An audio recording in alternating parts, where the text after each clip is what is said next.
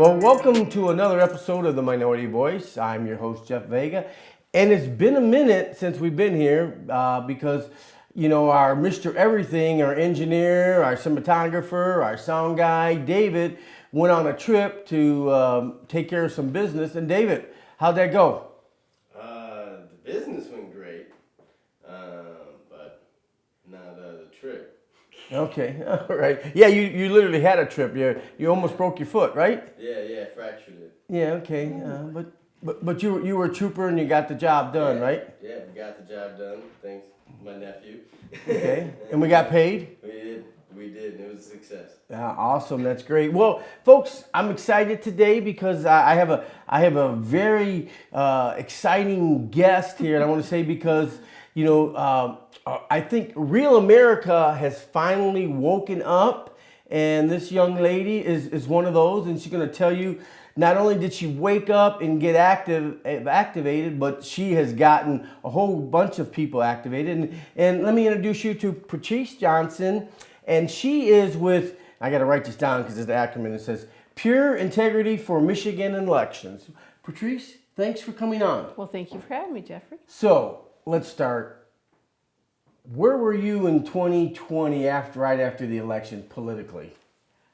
Well, I was a Trump supporter. Of course. Okay. Yeah. I was very disappointed and in shock, I think, because like everybody, I went to bed thinking that he'd won and woke up hearing this mysterious number that didn't make any sense. Okay. Mm-hmm. Yeah. So now with that, you decided what? To get engaged? I mean, what like set you off, if you will? Well, some of us were just at our house sitting around our table, and we were talking about, this will not stand, but what are we going to do? We decided, well, we can't just let this go. This is too big. It's time that, what my husband and I decided in the car driving home one day was maintaining a republic is a lot of work. And we hadn't been working at it. We had been going about our lives and our jobs. And as we were sitting around the table with, I think, about 6 other people, we all decided, well, let's get organized. Let's do something.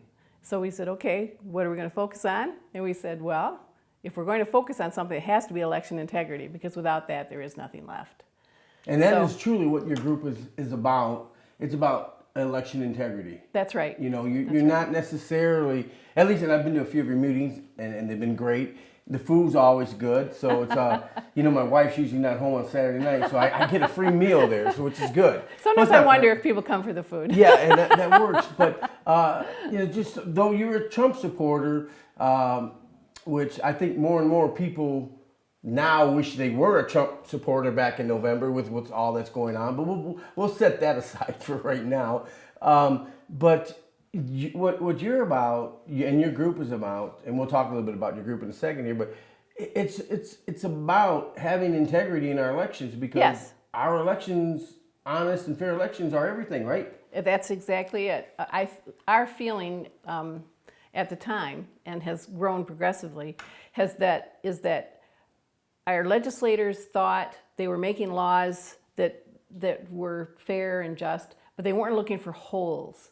And I think that there are people out there that have poked through the holes and have been finding ways to take advantage of our system.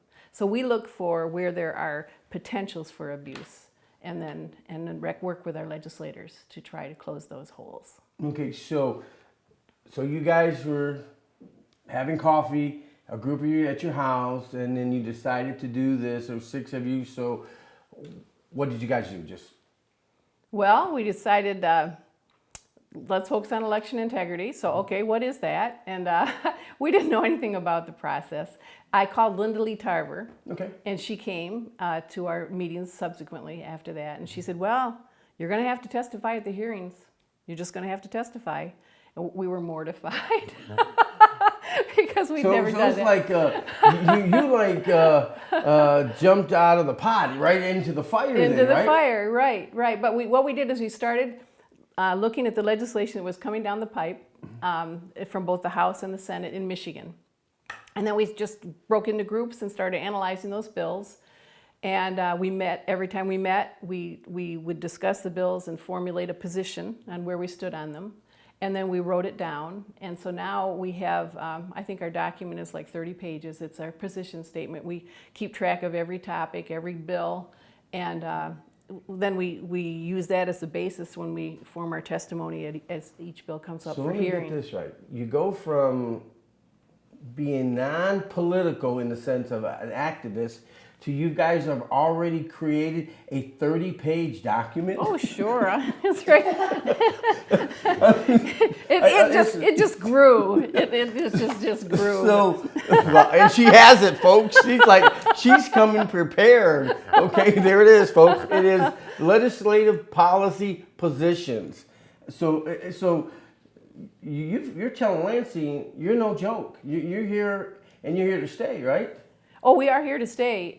We're not here to be intimidating. Our view is that we need to work with our legislators to support them and to also to point out when we think there's something that needs to be looked at. So we spend a lot of time on the phone with.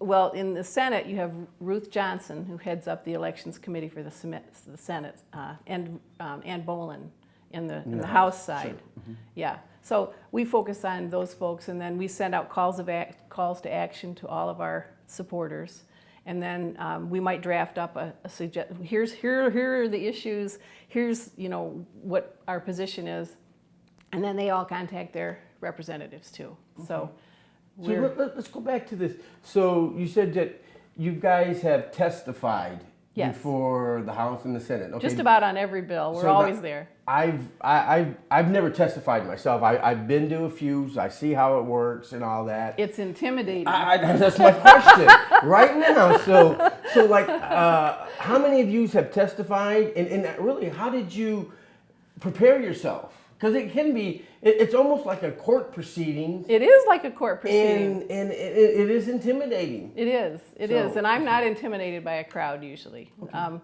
I've had a lot of public speaking Now, experience. you were, let's just back up. You were a teacher, right? Or what was it? I did teach for 7 years, and then I started a company that became a very large company, and it was acquired.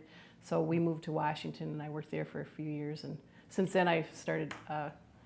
Then I worked for another technology company, and we grew to be the largest in the computer distributor in the country. Okay. All right. So I headed up the marketing and business development for that company. Okay, so now how many of you have testified? Well, I would say I have several times. Of course, Linda Lee has. Right, sure. She's wonderful. Yeah, right. And then Namrata Carolyn has. And then my husband did last week when I couldn't make it. I caught a minute of that and that. So yeah, I thought, okay, wow, this is cool because, and I'm involved with a lot of grassroots organizations, but your approach has went a totally different direction. It's not about having meetings and having rallies. I mean, you go right into their backyard and say. And you put stuff that's down on paper in the sense of that's in the legislative documents now. Yes. So, yeah, our feeling is that we don't want to just flap our gums. We want to be effective. And so we focus on what can we do to be most effective. So that we, for example, we also sent out a survey to all of our members and identified what their priorities are. So I happen to bring a copy of that too. So you're going to give me some good information on that. Well, this just ranked where our members' priorities were. Okay. And coincidentally, they lined up very well with our founders' principles: free speech, right to bear arms, on down the line. Okay, so let me ask you this. I'm gonna kind of get into a little bit of the manure, if you will, of Lansing. Because I'm a Republican, and I make no bones about it. I'm conservative, a constitutionalist. Most of our so-called elected officials are, I'm going to just say, they're wolves in sheep clothing. And I won't have you call anybody out, but let me ask you this. You've probably come away disheartened with a lot of them that you've conversation with. Who are the true patriots that you see that that are really out there trying to actually make a difference? Well, some names come to mind. I haven't met Steve Cara, but I hear wonderful things about him. Okay. I really think Ann Bolin is doing her best, but she views the world from a clerk's perspective. Okay. And I think that needs to broaden a little bit to more, rather than making the job easier for the clerks, we need to make it more foolproof for the voters. Okay. So we don't always agree on everything, but she's very open. Yeah, and that's and okay I not to appreciate agree. that. I mean, you can. Nobody's going to agree all the time. Yeah, exactly. Nobody. You know, Right. and so that, I mean that's but Yeah. you know, the fact that you can come away and say, okay, there's a few people that we trust, and that's John Riley is okay. phenomenal, but he's terming out. Right. So, Yeah. So speaking of that now, so we're going to have an election next year. Is your group planning on getting out there? I know you can't endorse anybody as a you're a nonprofit, correct? Oh, we're not even organized into anything. Oh, okay. We haven't filed any papers. Okay. So you are really truly a community activist group that's out there trying to make a difference. Yeah. Yeah, and then that's awesome because you know one of the things, and I'm a part of this group that are doing some things behind the scene, a bunch of pastors and stuff, and there's a mindset out there where you got to incorporate, you got to be a nonprofit, you got to be a 501c3, 501c4, and all these other numbers, and I said to him, you know what, man, you know, we spend all the time doing that. Are we trying to set up an organization, or are we trying to make a difference? Right. And so I mean that's good that you're saying we're gonna make a difference as individuals, and then worry about the corporate aspect of it. I have started 501c4s before, Okay. but I don't see that immediately. If we were to do something like that, I think we would just fold underneath another group and keep doing what we're doing, because we really don't. We're not focused on fundraising. We're focused on each of us contributing. So we have a lot of people that are working hard to accomplish things. It's not just me. There are a lot of people in the organization. We have a lot of committees, and they're all working on lots. So are you guys gonna, as a group, get involved with any particular elections, or is that in your horizon, or just let everyone, you know, take on that battle themselves? Well, I'm so glad you asked, because did I bring that? I'm sure I did. Okay. We have, from our survey, right, yes. we created the contract with Michigan. And the Okay. contract with Michigan was, we analyzed the U.S. Constitution, the Michigan Constitution, and both bills of rights that accompany those constitutions. Okay. And then we also analyzed the GOP platform. And from there, combined with our survey, we prioritized what our supporters' priorities were, and then we created a contract with Michigan. And now we've taken that. I think we have eight other organizations that have joined with us. Okay. They're co-sponsoring this. Awesome. We don't care who takes credit for it. We just want to get it done. And then we have three candidates have signed it now that are. So let's give them props. Who signed it? Oh, Ralph Rebrand was Okay. the first to sign. Okay. And then we had a signing ceremony last night. I remember that. Yes, Yep. I was there. Yep. And then Gina Johnson, Okay. as you know. Yes. And then Bob Scott. Okay. So, Awesome. yes. Now, I would presume the rest of them haven't. We haven't approached them really. We've been Oh, focusing on getting co-sponsors. Okay, all And right, okay. then we will, but Okay. we will start approaching candidates. Because I yeah. know there's some other ones that I can't speak for them, but I think they're of the character that would definother sign this without a doubt. And you know, I think this is good, and the fact that you've gotten other nonprofit or other groups to get involved with this, I think if you can get all the candidates, not just governors, but you know, the state senators and state reps, and to get them to sign this contract, then you hold it to them, Right. to the fire. Well, Yeah, that's one of awesome. the co-sponsors is Rescue Michigan, and I had sent it to Adam DeAngeli, and he emailed back. Basically, I'm not summarizing it exactly, but he said basically anybody that wouldn't sign this doesn't deserve to run for office. Okay. Because it's just basically asking candidates to support the Constitution and to support the principles of this nation. you probably should say too is you need to read it because most of them haven't read the state constitution Right. and the U.S. Constitution, so that would probably be a good thing. Well, Patrice, this has been great. I've enjoyed it, and you know what? I want to have you back on again. Oh, I'd love to because join you again. there's so much information, and yeah, this is great, and I look forward to continuing being with your group, and maybe I can get a little bit more active and. Oh, that'd be great. That'd be wonderful. Testifying before the groups, nah, that ain't me because.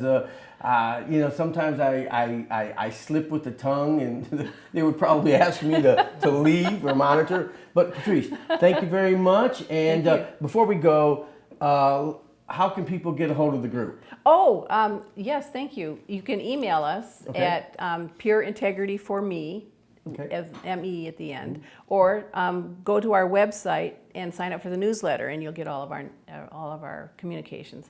And the website address is Pure Integrity Michigan Elections. There's no .for. Okay. .org. Right. .org. Okay. And you meet twice a month? Yes, Or- but I think we're going to go to once a month. Okay. Very Okay. shortly. Okay. But people can help out in all kinds of ways, whether they're keying in information or whether they're attending events and getting signatures. Like now we're helping with the Unlock 2 petition that's out there, and we're anticipating helping with the GOP Secure My Vote petition here. When And that you meet gets where? ready. We meet in Stockbridge at the Stockbridge Activity Center Okay. on Saturday at 5 o'clock. And so, folks, you definitely want to attend. Like I said, there's always food, and that's always a good thing. It's potluck. It's potluck. Yeah, they don't run these long meetings. It's very casual, down to earth, and it's good. And We talk about a lot of topics, Yeah. but our main focus is election integrity. all right. So, folks, until next time, Joshua 24:15.